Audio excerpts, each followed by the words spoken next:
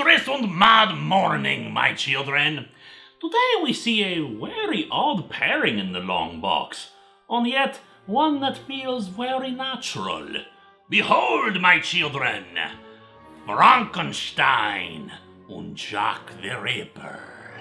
After the events of the Frankenstein novel, the monster travels through the Arctic trying to figure out a way to die. Eventually, he comes across a panicky Russian sailor who tries to kill him, but of course the monster easily dispatches him and takes his coat. He is hired aboard a boat that the Russian had worked for, keeping mostly to himself, and having dreams and nightmares of the lives that were taken to make his patchwork body. The ship captain, recognizing the Russian's coat, decides to hire the monster to kill a man who owes him money. The monster, disgusted by this behavior, gives the money over to the would-be victim and fights with the captain, who of course tries to murder the monster, rather unsuccessfully. Washed out to sea by a violent storm that claims the life of the captain, the monster is rescued by a Dr. John Moore, a physician turned mortician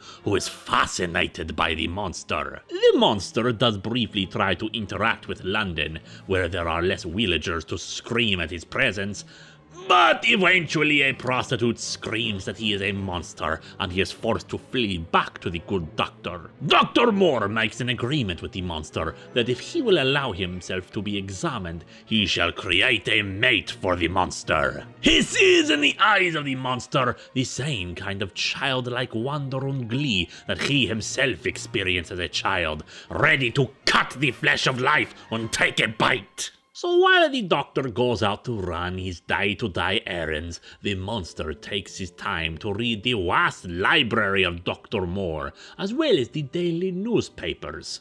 The monster learns of the murders of prostitutes in the Whitechapel area, particularly how there were sightings of the monster there earlier, and he is a suspect in those killings. Eventually, Dr. Moore is able to discover the secret of the monster and create a mate for him.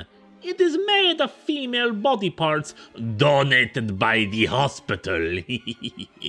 But of course, when the bride of the monster awakens, it recognizes Dr. Moore as the Whitechapel killer, Jack the Ripper. The monster is less than thrilled by this revelation. The Reaper tries to bargain with money and connections, but the only thing the monster wants is to undo what has been done to the bride. Of course, he cannot, so the bride takes his head instead. Unfortunately, there is no happiness to be found for the monster and bride, for like before, as the monster experienced the memories of those he was made out of, the poor woman sees nothing but her own brutal murder over and over at the hands of the Reaper. And so, tragically, the monster grants a moment of peace before ending her suffering and torment. Monster and Madman is a tragic but gloriously written reminder that the true monsters out there are the ones inside of man.